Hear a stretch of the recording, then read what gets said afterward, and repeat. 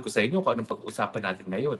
Sa totoo lang, pinupuruhan nila ngayon si Leandro Leviste, si Kong, dahil sa sunod-sunod niya expose tungkol sa kakurakutan sa mga Department of Public Works projects. Kung maalala nyo, unang-unang nagsalita itong si Congressman Leviste kasi sabi niya yung kanyang district engineer inoperan siya ng 5 to 10% na yan talaga yung SOP na tinatawag sa mga kongresista.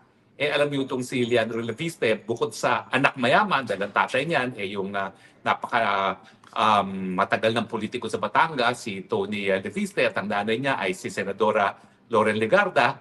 Bukod sa meron ng pera talaga yung pamilya niya, may sariling kita rin itong si Leandro Leviste. Siya yung nagpasimula ng pinakamalaking solar project dyan sa Nueva Ecija at dalawang kumpanya nga yung ginamit niya para dyan. No?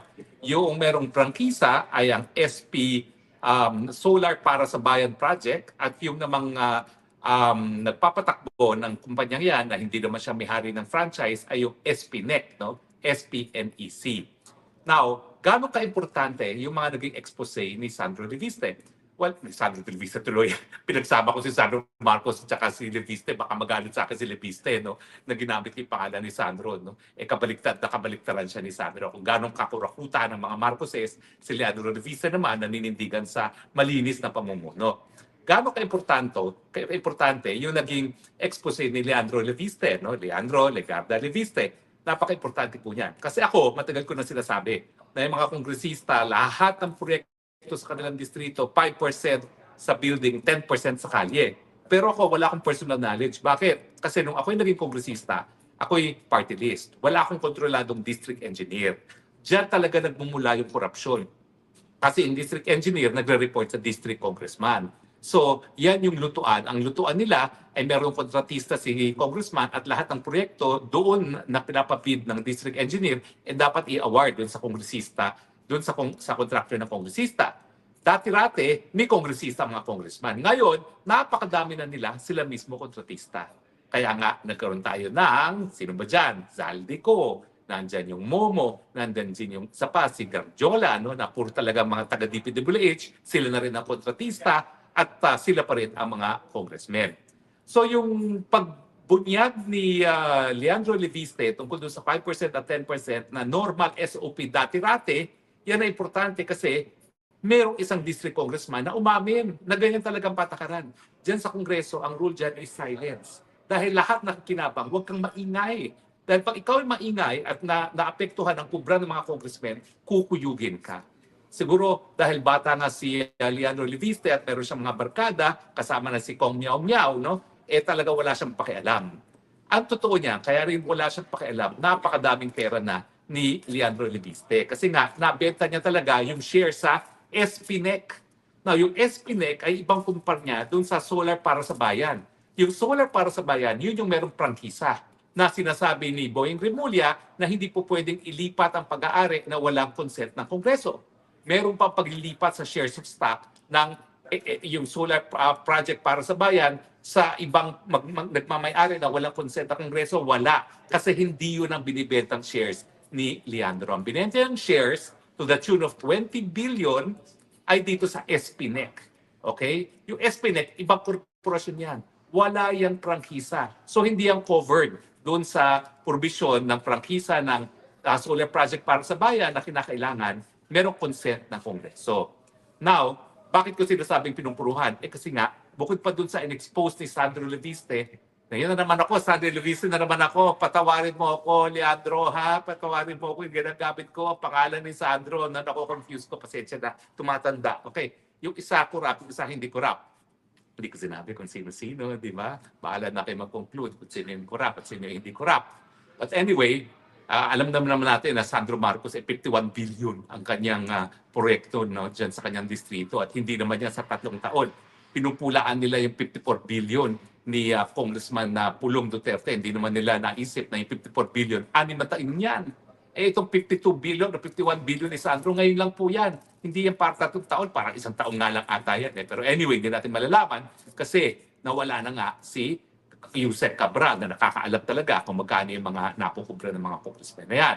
Pero anyway, balik tayo doon sa usapan natin.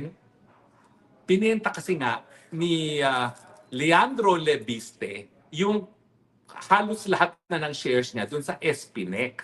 At ito naman yung nagpapatakbo ng solar. Pero yung may-ari ng prangkisa ay yung solar project para sa bayan. SPBEC ang pangalan. Iba. Okay? So actually, yung pananakot ni Ombudsman Remulla, sablay. Sablay. Bakit? Kasi hindi nagkaroon ng paglabag doon sa probisyon ng solar project para sa bayan na kinakailangan magbigay ng pagpayag ng Kongreso sa pagbenta ng shares kasi wala namang binentang shares si Leandro Leviste doon sa solar project para sa bayan. Ang binenta niya doon sa SPNEC na hindi naman pinagbabawal. Ngayon, sasabihin nyo, well, that is circumventing the laws. So be it. Pero yan po ay legal avoidance ang tawag dyan. Hindi linabag ang provision ng prangkisa kasi walang bentahan doon sa shares of stock ng solar project para sa bayan, ang binenta ay SPNEC. Pero bukod dun sa sinasabi ko nga na in-expose ni Leandro Leviste yung SOP na 5% at 10% na sinabi ngayon ni Benji Magalong, hindi na po 5 at 10%. Umaabot na ng 70%, wala na napupunta sa project, lahat napupunta na sa bulsa ng mga senatong. Hindi lang yan senatong at congressman, pati Malacanang, dahil sabi ni Zaldico, 100 billion na naging insertion ng ating bangag na presidente sa 2025 budget at another 100 billion dito sa 2026. Ang pinatutuhanan ni Zaldico, siya nag-deliver ng 25%, 25 billion sa palasyo para sa 2025. Hindi ko ngayon alam na wala na si Zaldico kung sino magdi-deliver ng 25 billion para sa taong ito. Pero kaya galit na galit ngayon ang mga corrupt kay Leandro Leviste, hindi lang doon sa expose niya na 5 to 10% na dinimanda niya ha. So hindi ito laway-laway lang. Talagang nag-file ng demanda si Leandro Leviste laban doon sa district engineer ng Batangas. No? Pero galit na galit sila dahil dito sa Cabral Files. Dahil nga, sinasabi nila, sapilitin daw kinuha ni ni Leandro Leviste yung Cabral Files. Ano ibig sabihin nyo? Kapag sinabi mo na sapilitan mong kinuha yan, ibig sabihin, totoo yung files. Una-una. Pangalawa, nagsalita na yung abogado ng nasirang Yuse Cabral. Sinasabi talaga ng abogada na meron talagang Cabral Files. Ang hindi lang niya alam dahil hindi pa niya nakikita kung anong hawak ni Congressman Leandro Leviste kung kapareho nga ito ng Cabral Files na hawak nila. Pero kung walang kaduda-duda, hindi yan nagkakaiba. Bakit? Well, alam niyo naman. Nanay niya si Loren Legarda. Si Loren, sinasabi naman ni Leandro Leviste, pati si Loren ay merong mga insertions. So tanggap na po natin yan.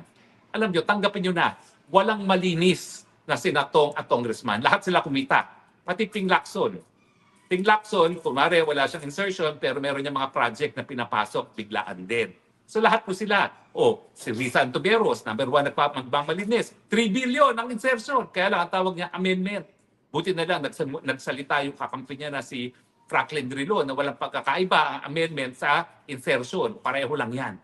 Binabago mo yung budget proposal ng Malacanang para magkaroon ka ng proyekto at kapag ikaw kasi nakapagpasok sa budget ng proyekto, sasabihin mo sa DPWH, sa contractor ko bibigay mo yan.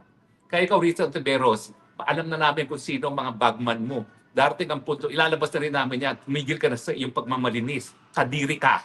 Mas mabuti pa siguro yung mga kurap talagang inaamin silang kurap kaysa yung mga nagmamalinis. Yan ang pinakamasama, mas nakakasuka. Yung mga ang nagmamalinis na kurap din naman pala. Anyway, kaya galit na galit sila dahil sa Cabral Files. Kasi yung Cabral Files, number 1, yung Cabral Files magpapatunay yung sa sinasabi ni Zaldico na merong 100 billion ang Presidente Marcos Jr. sa 2025 budget. Siyempre, may alam lang yun, si Marcos Jr., si ES, at si Yusek Cabral. Nandyan yan. Yan ang pinaka-importanting laman yan. Bukod pa doon sa kung sino-sino talagang mga congressman, mga miyembro ng gabinete at ang presidente mismo ang naglagay ng mga proyekto na hindi naman napaloob doon sa original National Expenditure Plan na sinumite ng Malacanang sa Kongreso. Kasi nga, ang kita kapag mapapatunayan mo na ikaw nagpasok sa pangtao ng budget. Sa katunayan, pag yan ay nasa NEP at wala namang kinalaman ng congressman, wala silang kita. Pero chances are, maski pa dun sa pagpapagawa pa lang ng NEP, alam na ni Cabral kung sinong proponent. At dahil alam na niya yung proponent, alam na niya kung saan pupunta yung SOP. Diba? Yung kurakot. Kaya galit na galit sila dyan sa Cabral Files na yan. Kasi yan ay well-documented kung sino talaga mga nag-propose ng project at sino talaga mga kumita dyan sa mga proyekto na yan. Buti sana kung talaga may proyekto, pero napakadaming mga ghost projects. Mantakin ninyo, hindi pa sapat sa kanila na 70% na kinukurapot. Nag-ghost project pa sila, 100% na ang kinurakot. Diba? Ang dami niyan sa Bulacan, ang dami niyan sa Mindoro.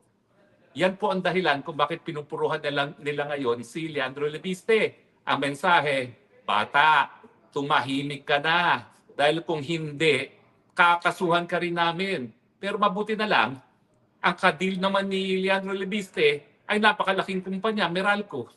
Napakatindi naman ng mga abogado ng Meralco yan. Hindi naman papayag yan na papasok ang Meralco sa isang transaksyon na magiging dahilan para mademanda ang Meralco. Dahil ang Meralco meron sariling prangkisa na pinangangalagaan. So sa tingin ko, pananakot lang yan, Congressman Leandro Leviste.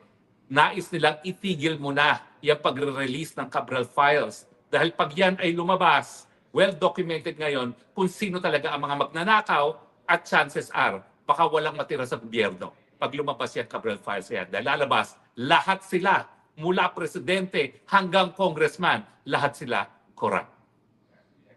Yan po katotohanan. Kaya naman po, ayon sa survey ng Pulse Asia, 94% ng lahat ng Pilipino ay naniniwala na lantaran ng korupsyon. E paano nga hindi maging lantaran? Yang Cabral Files na yan magpapatunay. Hindi lang 94%, 100% siguro. O sabihin na lang natin merong 1% na malinis. Kasama na doon si Leandro Leviste at saka si Kong Miao Miao Braganza. Pero 1% lang ang malinis. 99% talaga mga korap. Kaya kayong mga kababayan Pilipino, mag-isip na kayo ha. Kasi alam na natin ngayon na lantaran ng korupsyon. Anong gagawin ninyo? Wala. Nananahimik pa rin kayo. Habang kayo nananahimik, yung korupsyon, narariyan pa rin. Dahil nagsisimula yan doon sa pinakamataas yung presidente mismo na bangag na kurap pa. At kayo, anong gagawin nyo? Wala. Habang kayo nananahimik, pinapatuloy ninyo, pumapayag kayo na mapatuloy itong sistemang kurap. Kaya huwag kayong magrereklamo kung wala kayong nakukuha benepisyo sa gobyerno. Dahil yung pananahimik, yan ang dahilan kung bakit ang sistema ng korupsyon ay nagpapatuloy sa ating bayan. Ang tanong, hanggang kailan kayo mananahimik? Sa katapusan po ng buwan, 31, meron tayong motorcade. Pagkatapos dyan, inaasahan natin na pagdating ng Pebrero, 2 presidente, napatalsik na natin sa ating kasaysayan dahil sila ay corrupt. Bakit hindi na natin gawin pangatlong beses? At pwede ba, last time na ito ha? Pag tayo napatagal natin ng corrupt na presidente, last time na nito, kinakailangan ayusin na natin ang sistema. Ang akin mungkahi, tanggalin na itong sistema ng mga kongresista ini-elect o ng district level. Gawin natin ang eleksyon, plataforma, partidong iboboto nang sigurado tayo na meron talagang plataforma de gobyerno, hindi lang mga pangako. Ganyan pong natutunan ko dito sa Europa. Hindi sila nag-elect ng mga parliamentarians on the basis of district na makikipagkuntsabahan sa district engineer. Ang binoboto nila mga partido, ang binoboto nila plataforma de gobyerno, hindi personalidad. At pag ganyan po ang basehan ng botohan, malalaman natin kung ano talagang plataforma de gobyerno na susundin nila. Kaya nga dito sa Europa, meron napapatupad na universal healthcare. Pati ako nakinabang, libreng gamot, libreng paggamot, libreng edukasyon, at napakalakas na social security system. Pero eventually, nasa sa inyo yan. Kung kayo papayag sa pagpapatuloy ng kultura ng korupsyon, huwag kayong mag-ingay. Hayaan nyo mga bangag man mamuno at hayaan yung patuloy na magutom ang ating kababayan dahil sa latest SWS survey, kalahati ng Pilipino, 51% gutom. Kapag hindi pa kayo nagsalita, baka maya-maya, yung ninanais natin at pinagmamalaki nating mapayapang people power, baka maging madugo na.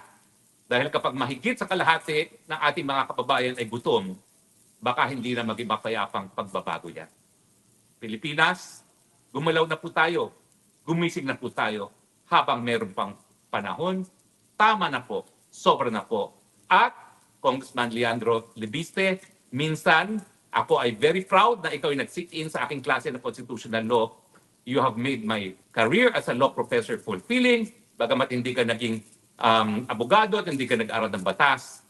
You have shown that the Constitution is very much alive in the person of Leandro Leviste, dahil hindi kayo mananahimik sa kabila ng lantarang korupsyon sa gobyerno.